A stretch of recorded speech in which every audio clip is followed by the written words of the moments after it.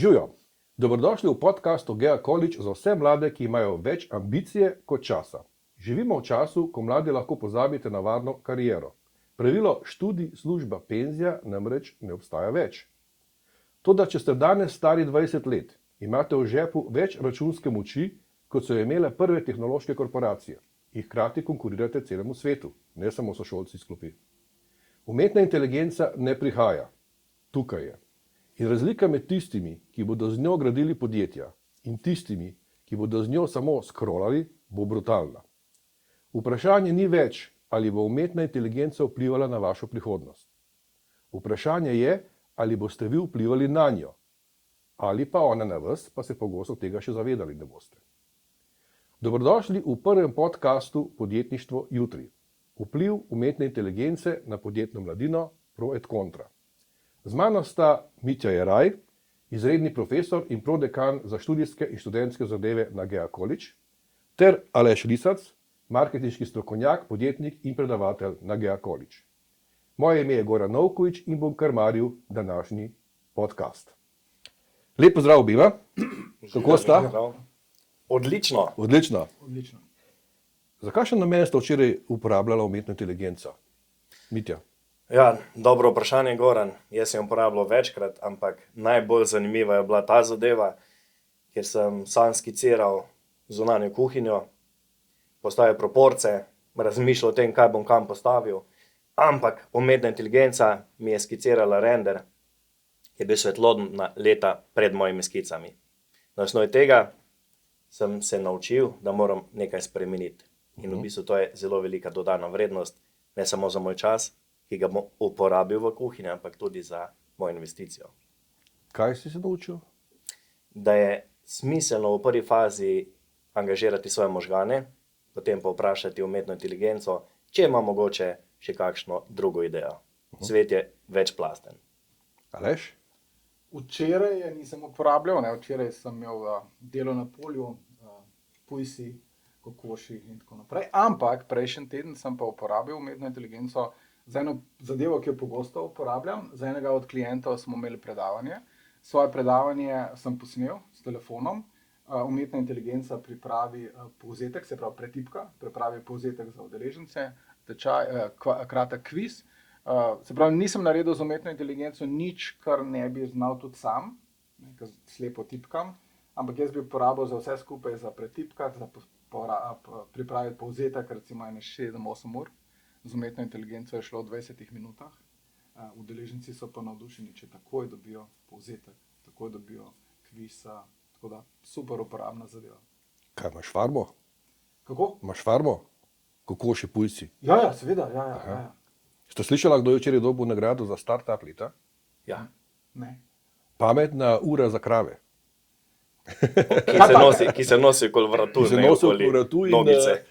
daje podatke lastniku krave za različne namene, v bistvu v kakšnem stanju je krava, po domače povedano. Skratka, tudi tam se bo dal uporaba Ja, digitalizacije. če jih imaš 10.000, verjetno fajn, pomaga. Katero verzijo umetne inteligence pa uporabljate? Ja, to vprašanje je zanimivo, ampak mislim, da je to vprašanje mogoče malce tudi ne na mestu, ampak recimo, da malo povežem z mojo mladostjo, verjetno z našo, včasih smo se pogovarjali, kateri avto je najboljši, kateri avto uporabljamo, ga bi uporabljali. Jaz uporabljam več opcij umetne inteligence, odvisno za primer. Tako kot pri vprašanju, kateri avtomobil je najboljši, je tudi vprašanje, katera umetna inteligenca nam najbolj služi. Tako da jaz mislim, da umetna inteligenca je za nas asset in ta asset kot dobri poznavalci gospodarstva moramo uporabljati maksimalno, pametno in v bistvu umetna inteligenca je za nas partner, ki nam pomaga, nas ne nadomešča in iz tega vidika jaz mislim, da je smiselno vedno iskati tisto opcijo, ki je za določen primer najboljša. Največkrat uporabljam cloud, ChatGPT, Gemini in podobne variante. Aleš, si že kaj spreminjal verzijo umetne inteligence? Te je kakšna navdušila, pa si potem opustil staro, pa se novo začel uporabljati? Ja, preizkusil sem vse od teh, kitajskega, DeepSeek. tako, ja, DeepSeeka, ChatGPT uporabljam največ. Ampak jaz bi rekel v tem primeru, po ameriško, ne, good is good enough, se pravi, katera verzija, kaj uporabljam, ali je to res najbolj optimalno za mene. Vprašanje, ampak ali imamo oba optimalnega ponudnika interneta, električne energije in tako naprej. Ne vemo, se pravi, če je orodje dovolj dobro in dovolj pametno, da zadošča, uporabljaš to orodje, drugače, ko smo bili mi mladi, ne, če kdo vprašal, kateri avto najboljši, je bil pravilen odgovor služben, ki gre najhitreje po makadam. Mitja, če pogledamo današnje študente, kdo bo čez 5 let bolj konkurenčen? Tisti z najboljšimi ocenami ali tisti, ki zna umetno inteligenco uporabljati najbolj pametno? A je nujno sploh to ista oseba? Goran, zelo dobro vprašanje. Jaz ne bi stavil na tiste, ki imajo najboljše ocene. Zakaj ne? Zaradi tega, ker izobraževalni sistem, kot ga imamo v Sloveniji, po Evropi, verjetno tudi drugod po svetu, je bil razvit v fazi industrijske revolucije, industrijske dobe. To so bili dokaj predvideni časi, spremembe so se uvajale, ampak ne tako hitro kot danes. Jaz bi stavil na tiste posameznike, ki so radovedni, ki so inovativni, ki so v stanju razmišljati izven okvirov. Jaz bi stavil na tiste posameznike, ki imajo razvit podjetniški način razmišljanja, zaradi tega, ker se bodo znašli v vsaki situaciji posebej. Tisti posamezniki, ki imajo najboljše ocene, so dobri pri določenih kompetencah. Predvidevam, da imajo dober fokus, znajo se zelo dobro skoncentrirati, imajo visoke memorizacijske sposobnosti, da si vse zapomnijo in to znajo seveda na nek način dobro predstaviti. Zdaj pa, če naredim en zaključek v krogu, vse te zadeve, danes umetna inteligenca, mislim, da če smo realni, naredi zelo hitro in zelo kakovostno. Tako da te kompetence, vprašanje, če so tiste, ki jih trg potrebuje, ampak vseeno, jaz bi vsakemu posamezniku, študentu, dijaku svetoval, dajte se učiti, vseeno pejte na najboljše ocene. Ampak vseeno bodite kritični in iz tega vidika seveda iščite svoje niše na trgu.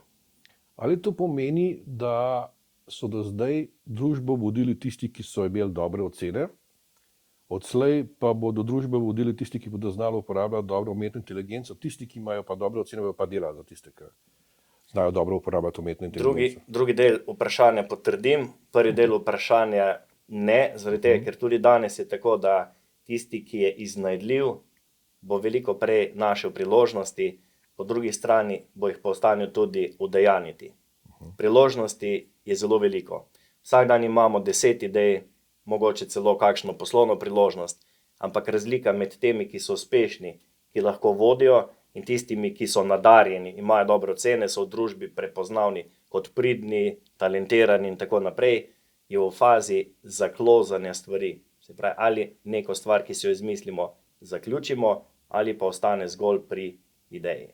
Tako da jaz mislim, da tudi danes sistema ne vodijo tisti, ki so najbolj naučeni z najboljšimi ocenami.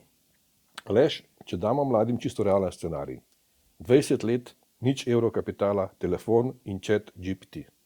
Kako bi lahko prišli do prvih 1000 evrov? Ja, 1000 evrov, se pravi, kaj imamo telefon, chat GPT. Jaz bi rekel, s telefonom pokličeš na par oglasov, kjer podjetniki nudijo recimo kakšno prodajalsko delo. Recimo imam prijatelja, podjetnika, ki inštalira prezračevalne sisteme, prodajalec je plačan med 3 in 4 tisoč evri na mesec, monterji pa še več. Se pravi, jaz bi uporabil telefon za te namene, ne bi pa seveda izključeval umetne inteligence v smislu uporabljaj, uči se. Ne bi poskušal jaz, oziroma ne bi svetoval prvega posla narediti s ChatGPT-jem, zato ker potrebuješ nekaj znanja, nekaj izkušenj, neke stvari moraš narediti, ampak trenutno je zelo veliko, bi rekel, priložnosti, sploh na področju prodaje ali pa dela z rokami in povpraševanje je neverjetno potem. Se pravi, nič hudega, saj lahko začneš kot recimo monter, klim, se naučiš tega posla, narediš tega podjetje, kjer pa porabiš umetno inteligenco za organizacijo in za vse ostalo. Ampak jaz bi rekel, kaj smo sploh podjetniki? Podjetniki rešujemo probleme, najdeš nek problem in ga poskušaš rešiti. Ampak eno vprašanje, ki se je pojavilo od začetka pojava umetne inteligence in je zelo pomembno za mlade. Ali bodo današnji mladi imeli dovolj časa za to fazo učenja z delom, pri delu, da se bodo naučili pravzaprav pravilno spraševati umetno inteligenco, kot smo imeli mi, ker smo bili asistenti. Zdaj je umetna inteligenca asistent. Ne? Mi smo leta in leta delali kot asistenti, mladi danes pa ne bodo imeli tega časa in ponavadi te službe ravno izginjajo. Ali bodo mladi imeli dovolj časa, da se naučijo skozi delo, prek izkušenj, pravilno spraševati umetno inteligenco? Ja, jaz jih ne bi podcenjeval, ne mladine. Tako da, to je neko orodje, hitro ugotoviš, vprašaš na en način, na drug način, v glavnem pogledaš, kaj dobiš in investiraš vase, investiraš v veščino, pogovarjaš se. Ja, jaz bi rekel, celo lažje kot včasih. Ne? Včasih, sploh če si hotel kakšno spletno stran narediti, si moral malo programirati. Zdaj v bistvu z common sense, ne, s kmečko pametjo lahko zelo hitro prideš do super rezultatov. Mitja, kaj se bo zgodilo s tistimi, ki bodo umetno inteligenco uporabljali za gradnjo novih poslovnih modelov, in B, s tistimi, ki bodo ostali pasivni uporabniki te tehnologije? Ja, zelo dobro vprašanje. Jaz si bom tukaj vzel mogoče malce več časa sam, da demistificiram, na kakšen način jaz razmišljam o samem razvoju, o paradigmah in zakaj je umetna inteligenca v bistvu tukaj prinesla novo paradigmo. Če si pogledamo razvoj človeštva oziroma razvoj vodenja podjetništva kot takega, ugotavljamo, da v začetni fazi je bila nabiralniško-lovska kultura. V tej so ljudje manipulirali naravne materiale, kamen, les, kosti in tako naprej. Tisti, ki so bili bolj podjetni, so lahko vodili več ljudi in tisti so postali vodje klanov. Potem je prišla sprememba, približno 12-13 tisoč let nazaj. Ljudje so začeli manipulirati naravo, živali, da so obdelovali zemljo, ker so posadili kulture in so od tega živeli. Tisti, ki so bili bolj podjetni, so bili v stanju pripraviti boljše pogoje in so postali kralji, knezi in tako naprej. Potem je prišla industrijska revolucija, izum parnega stroja, manipulacija tehnologije. Tisti, ki so bili bolj podjetni, zdaj že govorimo o tem, ki so znali uporabljati tehnologijo, so postali podjetniki, gospodarstveniki, industrialci in so imeli veliko moč med ljudmi. In sedaj nova paradigma, umetna inteligenca, in če pogledamo faze nazaj, kdo bo prosperiral, ne tisti, ki bo razumel, da umetna inteligenca obstaja, ampak tisti, ki bo jo znal učinkovito uporabiti. Tako da odgovor na vprašanje, na kakšen način uporabljati umetno inteligenco, definitivno na takšen, da nam pomaga izboljševati naše rezultate, na kakšen način ne uporabljati umetne inteligence. Nekritično, preveč, od začetka z zaupanjem, recimo. Kaj pomeni preveč? Preveč pomeni, da se za vse nanašamo na umetno inteligenco. Obstajajo podatki, da se ljudje, preden grejo iz stanovanja hiše ven, glede na to, kako se bodo oblekli, zanašajo na umetno inteligenco, koliko je stopinj zunaj. Logika, kmečka logika ti pove, pogled čez okno, oceni. Če se boš zmotil enkrat, se 10-krat ne boš. In to pomeni, da smo samozadostni. Tisti posamezniki, ki se preveč nanašajo na umetno inteligenco, bodo imeli veliko vrzel v znanju. Recimo, če se v srednji šoli delegira dijakom pisanje nekega eseja in ga imamo tukaj vprašanje posameznika, ki je napisal sam esej in je vprašal umetno inteligenco, na kakšen način lahko izboljšam, ali so tukaj napake, ali je rdeča nit in tako naprej, dobil od umetne inteligence odgovor, lahko integriraš to skupaj, dodaj to, na neko vprašanje, metodološko zastaviš in seveda takšen dijak ali pa študent ali pa zaposleni posameznik bo izboljšal svoj nivo znanja. Če pa uporabimo enačbo, da od začetka napišeš prompt, napiši mi esej o copy-pastaš navodilo, potem pa to ni intelektualno delo. To je v bistvu plagijat. Nekdo si izposoji znanje od umetne inteligence in ga prodaja kot svoje. Zdaj pa vprašanje, ali je ta kredit dolgotrajen? Kaj se zgodi, ko umetne inteligence ni več? Kaj se zgodi, ko recimo nekdo vpraša tega avtorja, kako si prišel do teh ugotovitev? Preveč uporabe umetne inteligence povzroča površinsko učenje. To pomeni, da pridemo do rezultata, ne razumemo pa postopka oziroma ne razumemo, na kakšen način smo prišli do teh odgovorov. In to je velika napaka. Zdaj pa pod črto, kakšna bo v bistvu razlika med temi, ki uporabljajo AI za glavo, ti bodo imeli priložnosti, bodo imeli perspektivo in bodo lahko te priložnosti dejansko udejanjili. Problem umetne inteligence je generalen. In ta problem je, da če na svetu 2 milijona ljudi trenutno AI vpraša določeno vprašanje, s prompta vprašanje recimo 5 nivojev, bo dobilo podoben odgovor. Torej neko znanje, ki je povprečno. Tisti posamezniki, ki se bodo znali pa sami obrniti z radovednostjo, inovativnostjo, kreativnostjo, samoučinkovitostjo in tako naprej, pa bodo umetno inteligenco spraševali kritično, postavili vprašanja, kako je prišla, zakaj je prišla do teh odgovorov. In taki posamezniki bodo imeli nišno, specifično znanje. In to specifično znanje se lahko v obdobju umetne inteligence brez problema primerja z stanjem v 90 letih.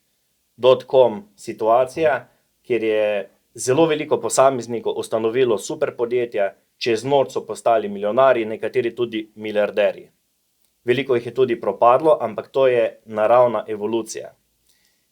No in razlika med .com in danes umetno inteligenco je ta, da .com se je odvijal v 10 letih, danes AI revolucija se odvija precej v krajšem času. A se ali se ne?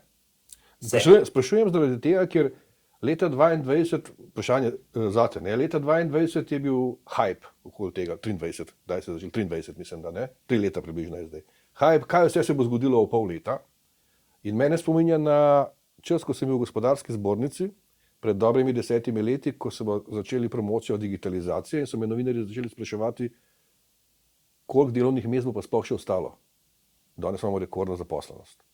In sem jim razlagal na podoben način kot vi, na začetku smo imeli prav skupnost, bili smo sam lovci, potem smo bili tudi nabiralci in smo sprostili resurse za kaj novega. Potem smo bili že obrtniki in tako naprej, skratka s tehnologijo sproščamo resurse. Ne? Ali je, vi imate pogled na podjetništvo, koliko je bilo tega hypa, ne? Že na začetku, oziroma koliko je resničnega, koliko je realnega, koliko je pa samo zaradi marketinga. Torej, nimam kristalne krogle, ne, da bi vedel, koliko je eno in drugo. Vemo, kaj se je tam okoli 2000 dogajalo. .com je bilo ogromno, 90% verjetno startupov je propadlo. Ne. Se pravi, nova tehnologija, kot AI, odpira nove priložnosti, nove možnosti. In po Paretovem pravilu večina bo odpadla, ampak je super priložnost in jaz mislim, da se bodo zgodile velike spremembe.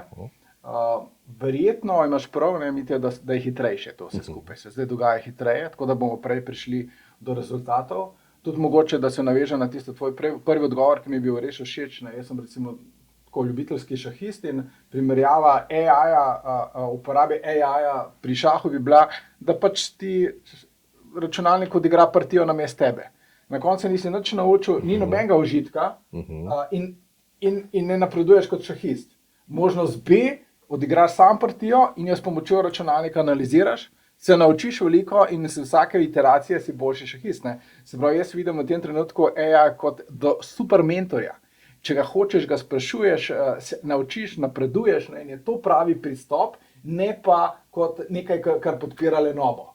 Dajmo mi prompt napisati, zato ker ima res velike omejitve. Tudi neumnosti dobimo, napačno odgovarja na vprašanja. Taka tudi bazična včasih. Sluzasta so, ne? Ne, ampak recimo jaz sem ga vprašal, ker sem imel starodobnika, Wartburg, vzhodno-nemški avto, kako pogosto moram menjati olje na mojem starodobniku in ChatGPT rekel, na 5000 km, ne, čim bolj pogosto, ker je starodobnik. In pol jaz napišem nazaj, it's a two-stroke car, ne, dvotakna mašina. Aleš, ja, potem pa ni treba, saj ga dodajes benzinu. Se pravi, ne, če ne znaš, boš dobil slabe odgovore, ne boš napredoval, ni nič ne. In ta analogija tudi, recimo, zakaj ljudje če dalje slabše pišejo, zakaj šolski sistem za nič, zato ker morajo en esej napisati na leto, pa enega za maturo. Dajmo mi profesorju vsak teden za napisati 3 stavke dijakom, naprimer, ali pa študentom in na koncu bodo vsi pismeni. Se pravi, problem je, ne, izziv je, kako uporabljati to celo zadevo. Zdaj, kaj se bo s tem zgodilo, res nimamo kristalne krogle. Jaz mislim, da je super priložnost, odlična tehnologija, in spet nekateri se bodo tukaj bolj znašli, drugi slabše znašli. Ena od teorij pravi naslednje, ne? Da je približno 80% ljudi bolj lenih, oziroma zelo racionalnih, približno 10-20% je pa kreativnih. Ne? In da je treba uživati pri umetni inteligenci, ko se z njo pogovarjaš, in da bo teh 10-20% uporabljalo umetno inteligenco tudi tako, da bo delalo z umetno inteligenco produkte za tistih 80%. Ne? A se strinjate s tem, da bo ta človeška narava še vedno prevladovala. To je malo analogno z COVID-om. Ne? Vam bom dal podatek.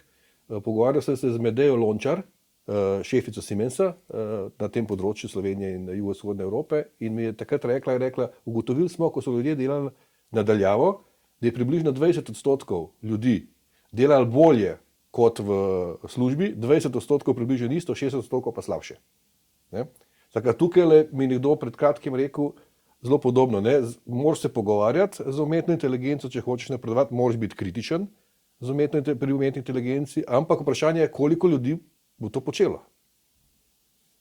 Se strinjate s to stezo, da bo manjšina tista, ki bo spet potegnila voz naprej, tudi pri izdelkih na koncu? Ja, jaz se zelo strinjam. Mislim, treba je biti tukaj pragmatičen. Poglejte, kako jaz gledam na umetno inteligenco, ker jaz imam že malo sivih las, lahko povem, 89 sem ustanovil s prijatelji svoje prvo podjetje in takrat smo si najeli tajnico. 4 študentje pa smo imeli tajnico. Zakaj smo imeli tajnico?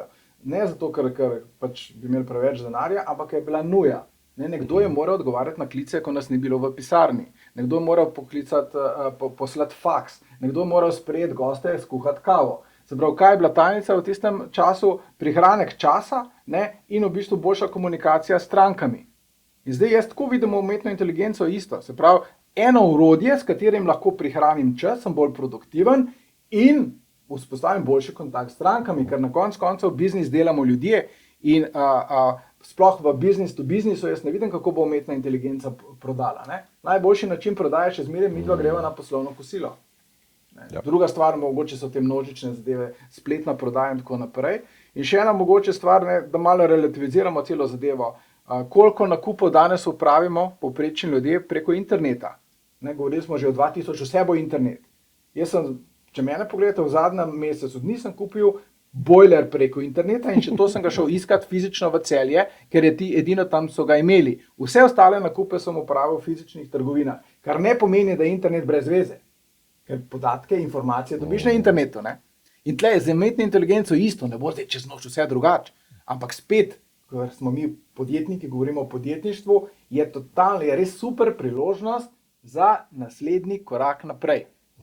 Mitja, v ZDA študentje zdaj že kar pogosto promotorijo umetne inteligence na predavanjih, kar izžvižgajo. Strah je podoben kot v času, ko so nastajali stroji, pa so delavci razbijali stroje. Ampak kje so pa priložnosti za mlade? Recimo, kakšne konkretne? Ja, moram se malce na tole trditev, recimo o študentih, ki izžvižgajo promotorje pa eksperte. Podobno je bilo recimo v .com bablu, so tudi v bistvu izžvižgali, da internet ne bo se pač usedel v naše miselne procese, v naše navade, ne bomo rekli samo nakupne, ampak navade, kar se tiče življenjskih navad. Tako da jaz bi bil tukaj previden, bi rekel, da AI je realnost, AI je tudi prihodnost, vprašanje o kakšni meri, ampak to je verjetno debata za kakšne druge zadeve. Tako da jaz bi rekel, da tisti posamezniki, ki predstavljajo inovativnost, ki predstavljajo novitete, da bi jih bilo smiselno poslušati, da je bilo smiselno jim slediti in se kaj naučiti, pa si potem recimo ustvarjamo svoje mnenje. To izžvižgavanje po mojem predstavlja strah, predstavlja neznanje, neko pozicijo, nepripravljenost k spremembam. Vemo pa, da tisti, ki se pač ne prilagodi, evolucijsko gledano, pač ni več tukaj. Tisti, ki so v 90-ih izžvižgali promotorje interneta, verjetno niso naredili startupov, niso naredili unikornov, tako da danes lahko rečem, da tukaj je ista priložnost. Zdaj na kakšen način lahko mladi ustvarjajo svoje priložnosti pa zaslužijo kaj. Ja, več je opcij, recimo nedavno je prišla ocena, da je podjetje Anthropic, ki je v bistvu krovno podjetje, ki razvija cloud, vredno 850-865 milijard dolarjev, v bistvu pripravlja se na IPO. Potem OpenAI, podjetje, ki ima v lasti in razvija ChatGPT, je vredno nekaj manj, ampak vseeno govorimo o skoraj da tam 700 milijardah. Tem je odvisno, kakšen bo razplet z Elonom Muskom. Absolutno, to so vse ocene. In v bistvu, če gledamo, je to ogromno denarja. Zdaj za primerjavo, jaz bi vsakmu svetoval, da si malce pogleda, koliko je slovenski proračun za leto 2026, potem 2027, 2028, ko bo, pa da malce ocenimo številke. Zdaj, številke v bistvu govorijo same zase.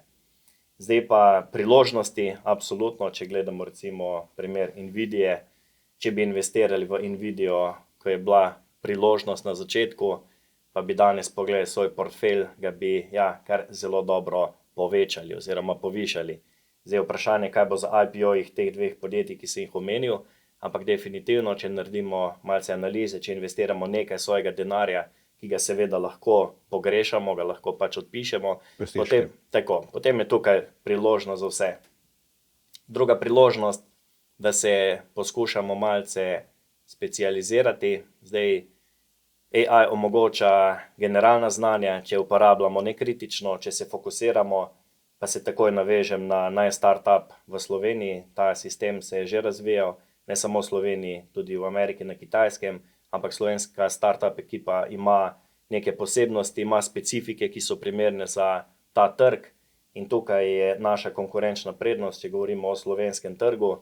Verjetno v Sloveniji ne bomo razvili novega Googla, ne bomo razvili novega Microsofta, ampak za uporabo umetne inteligence, ki ima danes možnost, da pobira najboljše znanje iz celega sveta, znanstvene raziskave, laboratorijske raziskave in tako naprej, potem lahko najdemo zelo dobre tržne niše, naprimer kmetijstvo v Sloveniji, na kakšen način ga lahko izboljšamo.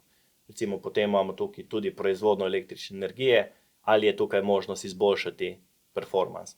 Potem imamo tukaj recimo vprašanje turizma, recimo v Sloveniji, v Avstriji, Italiji, na Hrvaškem, ali so tukaj kakšne možnosti, da bi pomagali tistim, ki so pač lastniki turističnih kapacitet in bi jim pač ponudili našo dodano vrednost, če gledamo poslovni model.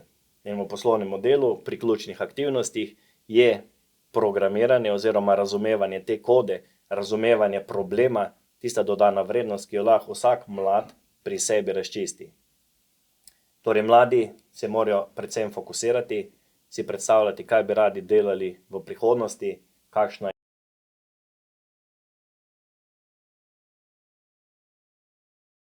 Po drugi strani, pa kot je Aleš uvodoma dejal, najti neke oglase za delo, za pomoč, in tukaj je zelo veliko priložnosti. Če so mladi pametni, najdejo nekoga, ki ima visoko dodano vrednost, to se zelo hitro vidi. Recimo zdaj se montirajo klime in tako naprej.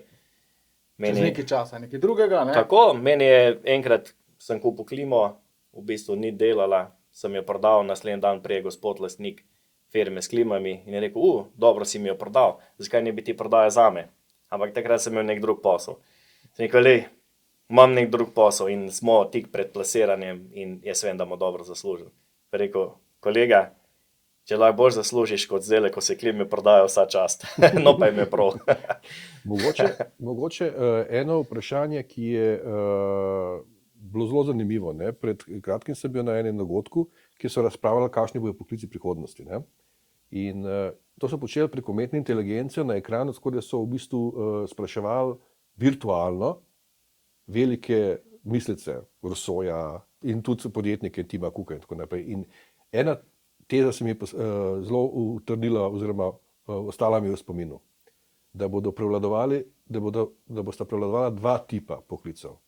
Eden je, da so tisti, ki bodo dobro razumeli umetno inteligenco in jo znali razložiti različnim podjetnikom, podjetjem, glede na to, kakšen biznis oni delajo, ker je tukaj velik prepad med razumevanjem tistih, ki umetno inteligenco proizvajajo, po domače povedano, in razvijajo, in tistimi, ki delajo svoje posle. Ne? In drugo je pa bilo ročni poklici, ne? Ker podatkovne centre v gradbeniki še vedno morajo delati, ne? Z tega zornega kota.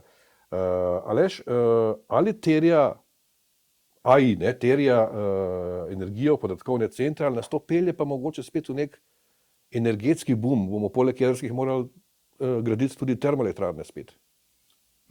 Naj se dotaknemo v bistvu, ker je to povezano s prejšnjim vprašanjem, ne, po protestih mladih v zvezi z umetno inteligenco. Jaz, če bi bil mlad, ne, bi tudi se pridružil kakšnemu od teh protestov, ampak da se razumemo, ne proti umetni inteligenci. Ne. Gre za, v bistvu, jaz vidim neko propagando, ki se dogaja v tem trenutku, ker po eni strani, ne, jaz ne smem voziti svojega avtomobila na bencinski motor, pa onesnažujem okolje, pa CO2 in vse narobe. Po drugi strani, ne, se pa premog kuri za to, da se dobijo energijo za velike podatkovne centre In mladi pač čutijo, da se bodo te podatkovni centri uporabili predvsem za dve stvari, ne? Za vojaške namene, pa za povečano surveillance, kontrolo prebivalstva. In tle je upor v redu. Nihče se pa ne upira, po moje, vsaj od mladih, temu orodju, napredku. Ne? Ampak hočemo, ker mladi so idealisti. Že v Jugoslaviji so se tudi študenti šli na ulice, pa so povedali, posod po svetu. Ne? Se pravi, ta del je v redu, da protestirajo kot idealistično, da imamo nekaj narediti, tehnologija pa ne. Tehnologija pa nekaj, k čemer se ne bomo nikakor mogli izogniti. Ne? Zdaj, vprašanje te, točno to. Ja, če želimo to imeti, mora biti energija bo od nekod prišla, ali bo jedrska, ali bo spet premog. Vprašanje je, kdo to financira in mladi spet kaj ne marajo, ker navidezno financiranje ali pa v resnici prihaja spet od držav, se pravi korporacije plus subvencije. Subvencije pridejo pa iz davkoplačevalskega denarja. Ne? Se pravi, ali je tukaj obstaja return on investment, ali v tem trenutku so sposobni ti, ki se grejo umetno inteligenco, dovolj zaslužiti, da se jim vse to splača. In en podatek glede Clauda, včeraj je prišla novica ven, da je Microsoft prepovedal oziroma omejil uporabo Clauda za svoje zaposlene, ker je predrag.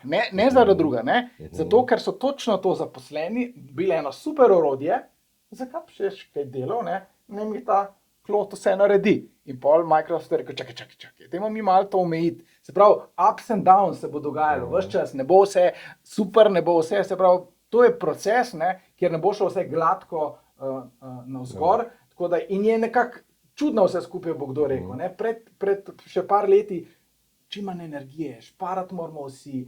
Na ljubljanski obvoznici je prejšnja vlada ugasnila razsvetljavo javno, zato da smo šparali. Ne? Zdaj smo pa vsi za velike data centre, kjer bomo kurili premog. In to mladim ni všeč. Logično. Smo na podjetniški ustanovi, ne? Eno vprašanje za oba. Zdaj, umetna inteligenca bo bistveno bolj povečala kapacitete tistih, ki želijo biti podjetniki. Ne bo treba imeti več tako velikih ekip. Ali bo čez 10 let več ali manj podjetnikov kot zdaj? Mitja. Jaz bom tukaj uporabil možnost in bom vprašal vaju, kaj menite? Ali je danes več podjetnikov, kot jih je bilo 10 let nazaj? Jaz mislim, da jih je. Kaj ti, Aleš? Podjetnikov, zdaj govorimo o startupih. Nima veze, podjetje registrirano. Verjetno je registriranih podjetij več. Ok, no vidite, to je pa čudovitost tega posla, da ni, ne? Da je podjetnikov manj. In ko razmišljamo o vzrokih, zakaj? Zaradi tega, ker na trgu poteka konsolidacija, službe so dobre, službe so takšne, da lahko ljudje zaslužijo, ne bomo rekli zakaj, ampak preživijo, recimo imajo nekako pozitiven cash flow. In OECD, Evropska komisija. Na svetovni ravni. Na svetovni ravni, na svetovni in na evropski in v Sloveniji. Vse podatki so sinhronizirani. In tukaj je v bistvu napovedovati prihodnost zelo težko. Ampak recimo, če bi jaz analiziral situacijo glede na to, kar imamo, bi lahko rekel, da je tukaj več scenarijev. Prvi scenarij je očiten, recimo, če imamo podjetja, ki so vredna skoraj da bilijon, potem to pomeni, da imamo zelo veliko ljudi, ki so udeleženi. In tukaj mogoče vprašanje, zakaj je hype okoli AI-ja, zaradi tega, ker služimo lahko na več načinov. In en način je tudi, da promoviramo nekaj, kar je aktualno. Content je tisti, ki privabi ljudi. In če imamo ljudi, imamo nekoga, ki je pripravljen na naših spletnih straneh, raznih social media in tako naprej, oglaševati. In to je v bistvu cash flow, to so prihodki, monetizacija našega znanja. In veliko ljudi prodaja stvari ne zato, ker bi bile smiselne, ker bi bile realistične, ampak zato, ker zaslužijo. A je to pošteno? Je, zakaj ne? Vprašanje sledilcev, ne tistih, ki vodijo. Tako da tukaj je še recimo veliko odprtega, vprašanje na kakšen način, ampak recimo, da se še navežem, Aleš, na tebe, v Franciji so prepovedali v javnih institucijah, se pravi javnim uslužbencem, uporabljati Webex pa Teamse. Zdaj, a je to vprašanje zaradi podjetnosti, kaj državne učinkovitosti, česa? To je vprašanje politike. In politika je tista, ki bo imela moč definirati pogoje igre. Zdaj, zakaj? Zaradi tega, ker nekdo v zadnji je pa seveda tisti, ki ima interes. Temu se reče lobiranje. Kdaj gre kak lobist preko meje, pa je to podkupovanje. Kje pa je meja? Mislim, težko je to ločiti, ne. Tako da ja, iz tega vidika imamo definitivno velik potencial, ampak vprašanje, na kakšen način bo družba sposobna to, bomo rekli, analizirati, regulirati, pripraviti, tako naprej. Okay. Zadnje vprašanje, preden gremo na posebno rubriko, Aleš, kaj pa največja napaka, ki jo lahko mlad človek danes naredi z umetno inteligenco? Okay, ampak sem komentar lahko, na to število. Repliko. Ni komentar. Zelo kratko. Po mojem mnenju bo podjetnikom manj zaradi umetne inteligence. Ne? Jaz sem mislil prej na pravne subjekte. Zakaj mislim, da bo podjetnikom manj? Zato se to je zelo podobno, ker bo čedalje več ljudi zaposlenih v velikih korporacijah in v javni upravi.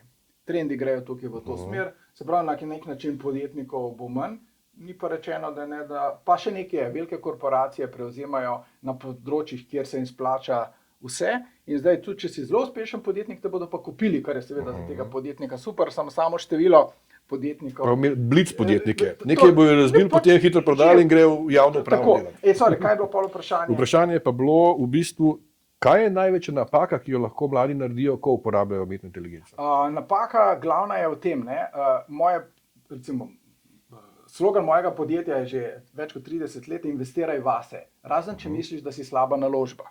Se pravi, napaka je, da uporabljaš umetno inteligenco na tisti način, ko ga Mitja prej rekel, za brez veze, da se nekaj pogovarjaš ali pa da v bistvu pustiš, da ti nekaj naredi, da ne razmišljaš. Se pravi, uporablja v smislu, da povečuje svojo kapaciteto, da povečuje svojo vrednost, da je to orodje, ki ti prihrani čas in zaradi katerega veš več in tudi si sposoben več narediti. Se pravi, napaka je, da uporabljaš za lenobo, in ne za učenje. V vsaki oddaji podcasta bomo imeli tudi posebno rubriko in vidite, zdaj imate to čas, da ste lahko stara 20 let, poskusna zdajčka, ki sta stara 20 let. Tri vprašanja so za oba. Prvo vprašanje se glasi, Mitja, začnemo s tabo. Kaj bi naredil, če bi bil danes star 20 let? Eno zadevo v zvezi z podjetništvom, kaj bi storil? Verjetno bi naredil isto kot sem, ampak če bi uporabljal umetno inteligenco, ne bi investiral toliko denarja, torej ne bi toliko delal, da bi lahko investiral, ne bi izgubljal toliko časa in bi v bistvu lahko, če bi kakšno spletno stran naredil, bi jo naredil ne v 2 mesecih, plačeval dizajnerje, programerje in še en kup drugih ekspertov, ki niso naredili vsi deliveryje. Tako da bi se to zelo pospešilo in bi ta denar, ki ga bi privarčeval, vrgel marketing, pa mogoče poklical kolega Aleša, bi mi on pomagal pri prodaji in bi to bil whoop hype. Aleš? Če bi bil spet 20 let star, še malo več bi užival. Ker to moja steta mi je rekla, pa jo nisem razumel tako včasih, uživajte, dokler ste še mladi, mi je rekla. Se pravi, kljub sebo, tudi podjetniki, dajmo malo, ne preveč resno jemati celo zadevo. Se pravi, ukvarja se z nečem, kar ti je všeč, drugače pa šel bi v neko področje, kjer se uporablja najmočnejši, najboljši poslovni model na tem planetu in to je naročnina. Se pravi, probal biti neko področje, kjer enkrat dobiš stranko in potem lahko mesečno, letno zaračunavaš. Se pravi, to je sicer moje področje prodaje, ampak zakaj je to področje, ker moraš vsakeč znova nekaj prodati, Boljše je dobiti neko skupino uporabnikov, česarkoli že, naročniško.